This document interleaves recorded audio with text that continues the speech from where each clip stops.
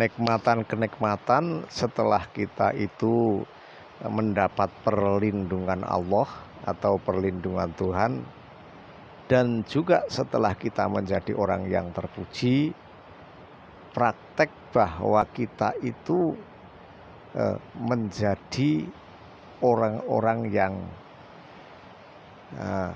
dijadikan utusan Allah. Jadi tidak semua orang itu jadi utusan Allah.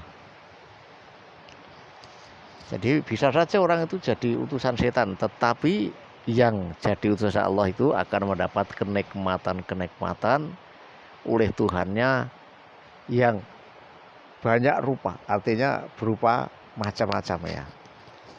Jadi artinya kita itu setelah dilindungi oleh Allah, setelah kita itu menjadi manusia yang terpuji, dan kita itu berbuat Ar-Rahman Ar-Rahim atau berbuat pengasih dan penyayang kepada semua manusia atau kepada semua makhluk, maka kita akan mendapat kenikmatan yang berupa kita itu dirajai oleh Tuhannya.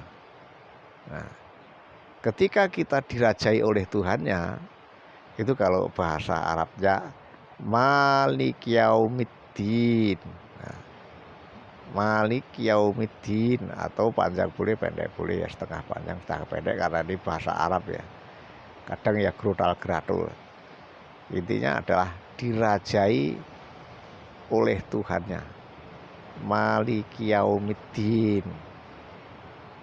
Atau ada yang mengatakan pendek juga bisa, Malik Yaumiddin, ada yang begitu ya. Jadi maliki dirajai, yaum itu hari, ad-din itu agama. Nah, seperti apa keterangannya? Maliki dirajai, yaum hari, ad-din agama. Artinya dirajai oleh Tuhannya ketika kita itu menjadi orang yang terpuji, orang yang berperilaku agama. Jadi kalau misalnya manusia dirajai setan gitu ya, jadi kan ya mirip-mirip seperti setan toh, gayanya, pola tingkahnya, semua perilakunya, sifat-sifatnya. Lah kalau dirajai Tuhan, tentu kita itu juga seperti Tuhan walaupun tidak menjadi Tuhan. Jadi Malik Yaumiddin, ada yang pendek seperti itu ada. Ada yang Malik Yaumiddin, ada yang begitu bacanya ya.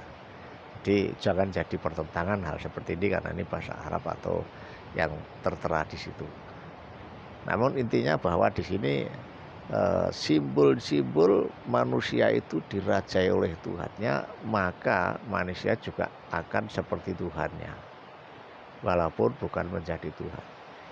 Nah, jadi ketika kita berbuat yang terpuji, maka kita akan dirajai oleh Tuhannya. Bukan hanya diutus saja, bukan hanya diutus oleh Allah saja, tetapi kita dirajai Allah. Nah, makanya ketika menyebut Bismillahirrahmanirrahim, nah, keterangan yang di sana yang terdahulu itu di dalam hatinya harus ada Tuhannya, harus berzikir menyebut Allahu Akbar tiada henti. Nah, itu namanya zikir. Perintahnya suruh zikir, suruh ingat, suruh menyebut Allah di dalam hati. Atau disuruh manunggal, itu ajaran manunggaling kawula kelawan Gusti. Nah, kalau tidak dipanggil di dalam hati, jelas tidak akan manunggal ya. Siapapun bisa melakukan, siapapun bisa memanggil, bukan sulit. Itu sangatlah mudah. Jadi menyebut Allah di dalam hati itu artinya kita memanunggaling kawula kelawan Gusti. Kalau sudah manunggal, maka ya, manunggal zat itu ya, maka kita dirajai oleh Tuhannya. Oh, betapa hebatnya kalau manusia dirajai oleh Tuhannya. Apakah bisa? Ya bisa, keterangannya seperti itu kok. Setelah kita menjadi orang yang terpuji, setelah kita manunggal atau menyebut di dalam hati itu Allahu Akbar itu, maka kita akan dirajai. Makanya cara menyebutnya ya jangan berhenti agar dirajai terus menerus ya. Dan kalau sudah dirajai, hati-hati, akan terjadi kun fayakun. Akan apa yang kita bicarakan bisa terjadi, apa yang kita ucapkan bisa terjadi. Karena Allah di dalam hati itu mengkabulkan semua apa yang kita ucapkan. Nah, itu akan terjadi kalimat-kalimat kun fayakun, dadi sak ciptaning sun, kalau orang Jawa begitu. Kun fayakun dadi sak ciptaning sun, ketekan sedya lan tuju niat. Sir budi cipta rasa angen-angen ati, manjing maring kersaning Allah, manjing maring zati Allah, manjing maring kudrati Allah. Yo ingsun. Nah, itu harus memegang dada begini. Yo Allah, yo Allah, artinya di sana. Ingsun manjing maring Allah. Nah, jadi ya ingsun ini, dada ini, diri kita ini, ya Allah itu ya Tuhan kami. Ingsun manjing maring Allah, artinya kita mancing maring Allah dengan mengucap Allahu Akbar, Allahu Akbar, Allahu Akbar. Dengan kalimat yang seperti ini, maka kita jadi orang yang top markotop jos gandos. Kita menjadi orang yang betul-betul manunggal dengan Tuhannya, dan kita menjadi orang yang sangat luar biasa. Jadi sirnya, niatnya dituntun oleh Allah, ya. Akal budinya dituntun oleh Allah, karya ciptanya dituntun oleh Allah, nah, angan-angannya dituntun oleh Allah, rasanya juga dituntun oleh Allah. Nah, hatinya juga dituntun oleh Allah. Di dalam hati ada Allahnya, maka apa yang kita ucapkan menjadi sesuatu yang terpuji atau menjadi sesuatu kenyataan hidup. Ini adalah ajaran yang sangat luar biasa ketika manusia sudah dirajai oleh Tuhannya. Lah wong dirajai setan saja sudah top markotop, kok mau dirajai Tuhannya? Ya dirajai setan ya kayak setan ya toh. Nah, kalau dirajai Tuhannya tentunya ya kayak Tuhan atau seperti Tuhan walaupun bukan Tuhan. Nah, itu kalimat itu ada di dalam tuntunan orang Islam, ya, di dalam Al-Fatihah itu ada. Jadi ini adalah tuntunan laku atau tuntunan berperilaku, agar kita itu jadi seperti Tuhan, atau kita agar dirajai oleh Tuhannya, maka kita harus jadi harus mengucap, harus juga berzikir Allahu Akbar di dalam hati tiada henti. Nah, jadi keterangannya sangat mudah.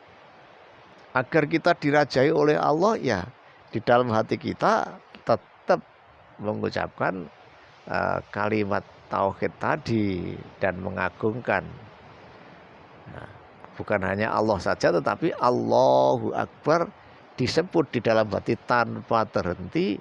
Itulah kita menjadi orang yang dirajai oleh Tuhannya. Nah, itu kalau orang sudah dirajai oleh Tuhannya, maka akan mendapat nikmat-nikmatnya.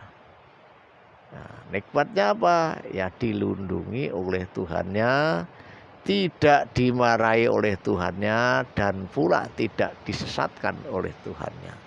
Nah, itu sudah kalimat yang sangat luar biasa. Kalau sudah dirajai itu ya wes stop markotop, itu jos gandos itu. Itulah yang kita harapkan di dalam hidup ini, bahwa kita tidak dirajai oleh setan, tetapi kita dirajai oleh Tuhan. Ya, caranya yang seperti tadi. Ya, kita juga harus menempatkan sifat Tuhan yang Ar-Rahman Ar-Rahim, dipraktekkan kepada kehidupan bersosial, kehidupan di luar lingkup hidup ini. semua kehidupan. Jadi setelah kita dirajai apa? Ya kita selalu dituntun, kita selalu dapat petunjuk di dalam semua perilaku atau di semua perilakunya. Ya, ini tuntunan yang sangat luar biasa. Nah, Allah Subhanahu wa Ta'ala itu ketika menuntun umatnya, ya tentu umat itu harus yang terpuji, ya harus praktek sifat ar-Rahman ar-Rahim. Kita juga harus jadi pengasih dan kita harus juga jadi penyayang. Jadi tidak serta-merta orang itu mau dirajai itu mendadak seperti kesurupan, enggak gitu ya. Kalau kesurupan itu beda, dirajai oleh Tuhannya. Jadi semuanya kalau sudah dirajai oleh Tuhannya itu, manusia ini udah super manusia, ya.